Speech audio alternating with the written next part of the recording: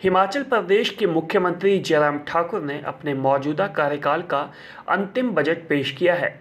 वर्ष 2022-23 के लिए 51,365 करोड़ रुपए का बजट पेश किया गया है, जिसमें सभी वर्गों को लुभाने का प्रयास भी किया गया है। हालांकि हर बार की तरह ये करोड़ों के घाटे का बजट है, लेकिन मजदूरों से लेकर आंगनबाड़ी, आशा वर्कर, चौकीदारों, सिलाई अध्यापकों, mid day meal worker, water carrier, जल रक्षकों सहित पंचायत प्रतिनिधियों व नगर निगमों व नगर परिषदों के प्रतिनिधियों का मानदेय बढ़ाया गया है। राजस्व प्राप्तियां 278 करोड़ रुपए रहने का अनुमान है। राजस्व व्यय 40,034 करोड़ रहने का अनुमान है। इस प्रकार कुल घाटा 3,993 करोड़ अनुमानित है। कि सरकार बनने के पश्चात मुझे ये 5वां बजट प्रस्तुत करने का अवसर प्राप्त हुआ और ये बजट जो है वो 51,365 करोड़ रुपए का इसका आकार जो है जो प्रस्तावित है उस रूप में है। और जहां कोविड की सारी परिस्थितियों के कारण पूरे विश्व की इकॉनमी प्रभावित हुई, देश की और प्रदेश की भी प्रभावित हुई, तो बहुत बड़ा संकट हमारे सामने था उस दृष्टि से कि आदमी के जीवन को भी बचाया जाए और दूसरी तरफ विकास के कार्य को भी चलाया जाए। संभवतः ये दौर किसी मुख्यमंत्री के जीवन काल में नहीं था। उससे पहले बहुत कुछ उससे सीखा भी, और लेकिन बहुत सारी चुनौतियों के सामना करते हुए यहाँ तक पहुँचे हैं। 2021-22 में प्रदेश की अर्थव्यवस्था में 8.3% की वृद्धि होने की संभावना है और उम्मीद करते हैं कि आने वाले समय में और ज़्यादा इसमें सुधार होगा। हमारा इस बजट का फोकस हमने पहले दिन से ही पहली कैबिनेट की बैठक में जो सामाजिक सुरक्षा की दृष्टि से कुछ चीज़ों को करने का हमने जो प्रयास किया है उसमें बहुत बड़ा जो है बजट का हिस्सा उसमें हमने जो है वो समर्पित किया है।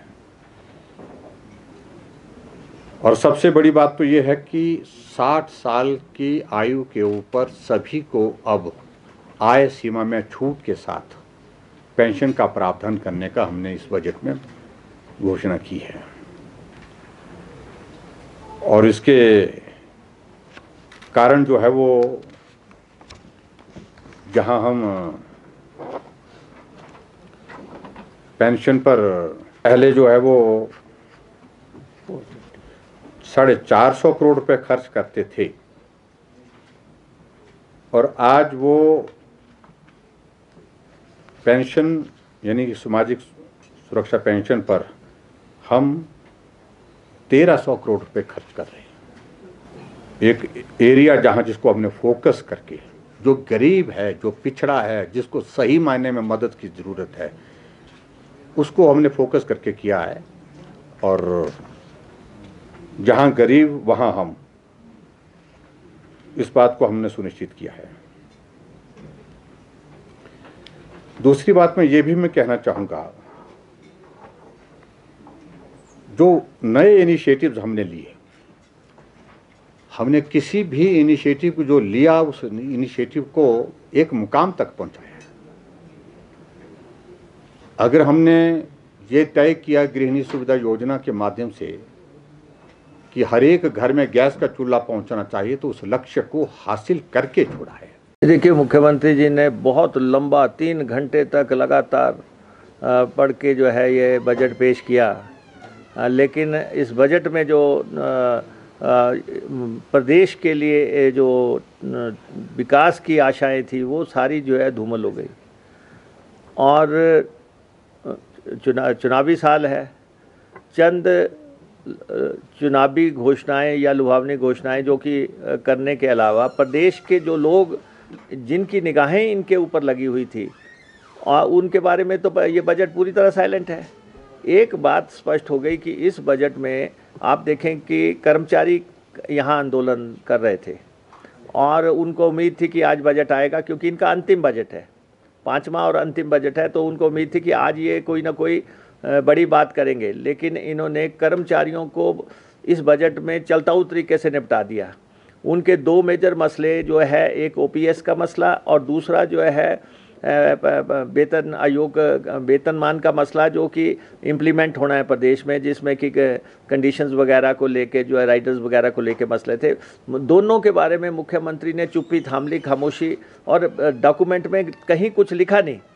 और इसलिए जो है कल कर्मचारी आए थे, उन पे पानी की बौछारें हुई, उन पे डंडे चलाए, उनको रात में यहाँ से खदेड़ा गया, भूखे प्यासे वो आए थे, बात तक मुख्यमंत्री ने नहीं की, वहाँ तक मुख्यमंत्री गए भी नहीं।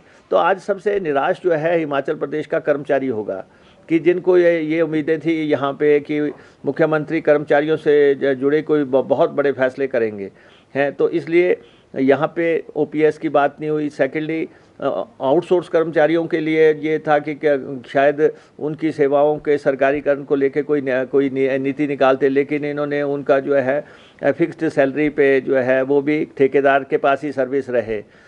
वही बात की, करुणामूलक आधार पे कर्मचारियों की कब से मांग चल रही है, उसको जो है एक मुश्त नौकरी पे लेने की कोई बात यहाँ पे इन्होंने रखी नहीं है।